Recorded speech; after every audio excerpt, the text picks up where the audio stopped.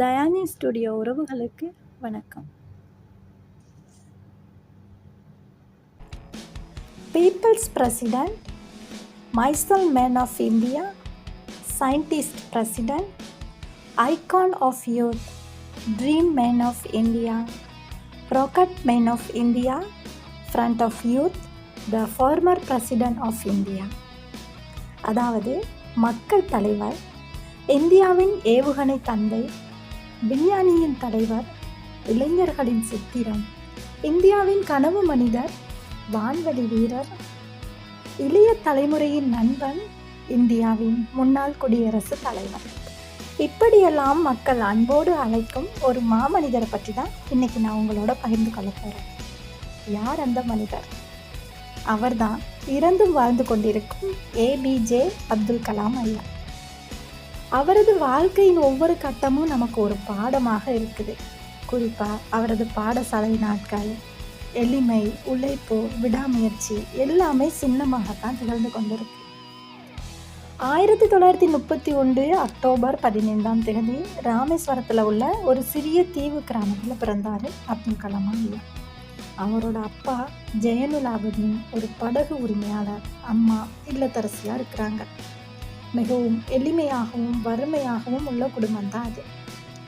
எளிமையிலையும் வறுமையிலையும் வாழ்ந்தாலும் கல்வி கற்பதற்கு அந்த குடும்பத்தில் ஒருபோதும் சலிப்பு இருக்கவே இல்லை. அப்துல் கலாம் ஐயாவின் கல்வி ராமேஸ்வரம் ஆரம்ப பள்ளியில் தொடங்கிச்சு. அவர் சின்ன வயசுலேருந்தே அறிவியல், கணிதம் போன்ற பாடங்களில் அதிக ஈர்ப்பு இருந்தது அவருக்கு.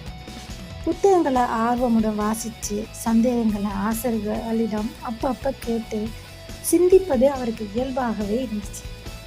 அப்துல் கலாம் ஐயாவின் சிறு வயதிலேயே அவரோட சில குணங்கள் அவரை தனித்துவமாகவே வைத்திருந்தது. எப்போதுமே சுத்தமான உடையோட பாடசாலைக்கு போவார், ஆசிரியர்களோட மரியாதையாக நடந்து கொள்வார், நண்பர்களோட எளிமையாகவே பழகுவார். அவரோட குடும்ப வறுமை காரணமாக ஒவ்வொரு நாளும் காலையில் பத்திரிகையும் விநியோகம் செய்தார். காலையில் பத்திரிகை விநியோகம் செய்தாலும் இரவில் படிக்கிறது, இப்படியே அவரது வாழ்க்கை முழுவதும் பாடுபட்டு கொண்டிருந்தார். ஒரு நாளும் அவர் சோர்வாக நினைக்கல. அவரோட படிப்பில் முழு மனதோடு ஈடுபட்டார். சென்னையில் மெட்ராஸ் இன்ஸ்டிடியூட் ஆஃப் டெக்னாலஜி, அங்கே விமானவியல் பொறியியல் படித்தார். அவரோட வாழ்க்கை விமானத்தை பறக்க செய்கிறது தான் கனவாகவே இருந்தது.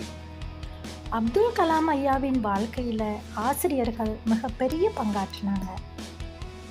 குறிப்பாக சோமயாலாஜர் என்ற ஆசிரியர் பறவைகள் பறக்கும் விதத்தை வகுப்பறையில் விளக்கி கொண்டிருந்த போதே அப்துல் கலாம் ஐயா மிகுந்த ஆர்வத்தோடு அதை கேட்டுக்கொண்டிருந்தார். அதுவே அவரது மனதில் விமான அறிவியலுக்கான விதையையும் விதைச்சது. அந்த ஒரு பாடம் அவரது எதிர்கால வாழ்க்கையை மாற்றி அமைச்சது அப்படின்னு சொல்லலாம். அப்துல் கலாம் ஐயாவின் பாடசாலை நாட்கள் நமக்கு என்ன சொல்லுதுன்னு பார்த்தா, வறுமை பாடக்கல்விக்கு தடையாகாது, உழைக்கிற ஆர்வம் இருந்தால் உயரங்களை அடையலாம் என்பதாகும். எளிமையும் விடாமுயற்சியும் அறிவுக்கான தாகமும் அவரை இந்தியாவின் நிகழ்வுகளை மனிதராகவும் உலகம் போற்றும் தலைவராகவும் ஆக்கியது.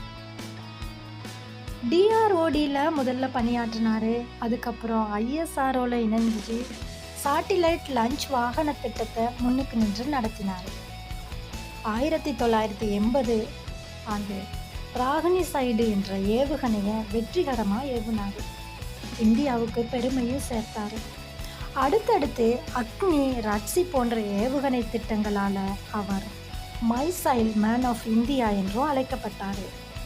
1998 ஆண்டு போர்கான் அணுசாதனை வெற்றியாளர் உலகம் முழுவதும் இந்தியாவின் அறிவியல் திறன் அறியப்பட்டது. அந்த சாதனையின் பின்னணி சக்தியாக இருந்தவர் அப்துல் கலாம் ஐயா.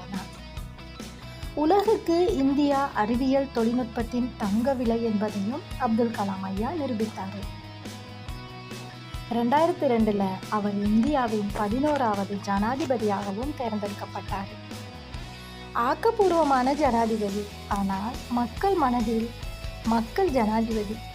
குழந்தைகளுடன் கலந்துரையாட, மாணவர்களுக்கு கனவுகளை காண கற்றுக் கொடுக்க அவர் எப்போதும் முன்னிலை வகித்து வந்தார். சின்ன சின்ன கனவுகளை காணாதீங்க, எப்போதும் பெரிய கனவுகளை காணுங்க என்பதுதான் அவரோட சிந்தனை. இளைஞர்களை நாட்டின் எதிர்காலம் என்று அவர் நம்பினார். இளைஞர்களுக்கு சிந்தனைகளை ஊக்கமூட்டிக் கொண்டேதான் இருந்தார். அறிவியல், கல்வி, உழைப்பு இந்த மூன்றும் வாழ்வின் வெற்றியை தரும் என்று ஒவ்வொருத்தருக்கும் எடுத்துரைத்தார். இன்னும் அழகாக எடுத்து சொல்லியிருக்கிறார் அப்துல் கலாம் ஐயா. Dream dream dreams transform into thoughts and thoughts resort into action. அதாவது கனவு காணுங்கள், தொடர்ந்து கனவு காணுங்கள். அந்த கனவுகள் தான் உங்கள் சிந்தனைகளாக மாறும். சிந்தனைகள் வலிமையாக வளரும் போது அது உங்களை செயலில் ஈடுபட தூண்டும். செயல்தான் வெற்றியை உருவாக்கும். அதனால் ஒவ்வொரு பெரிய சாதனையும், ஒவ்வொரு மகத்தான மாற்றமும் ஒரு சிறிய கனவிலிருந்தே தொடங்குகிறது என்று மிகவும் அழகாக சொல்லியிருந்தார்.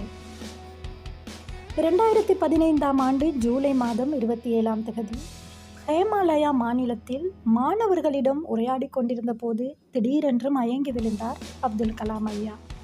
அதுவே அவரது இறுதி நிமிடமாகவும் இருந்தது.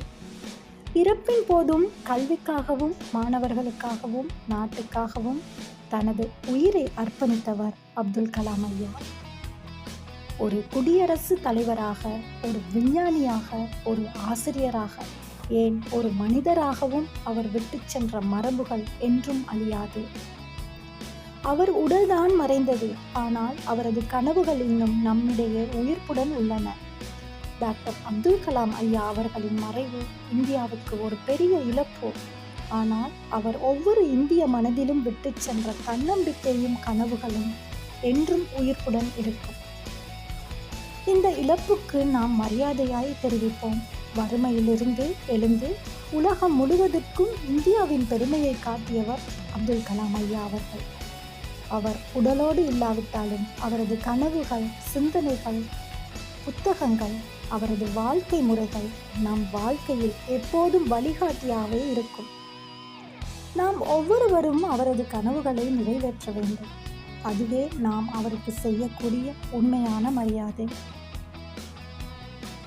உறவுகளே, இந்த பதிவில் உங்களது கருத்துக்களையும் தெரிவித்து எங்களது சேனலை சப்ஸ்கிரைப் செய்து பெல் பட்டனை அழுத்துங்கள். அப்பொழுது உடனுக்குடன் எங்களது பதிவுகள் உங்களை வந்தடையும். மற்றும் ஒரு நிகழ்வில் சந்திப்போம். நன்றி.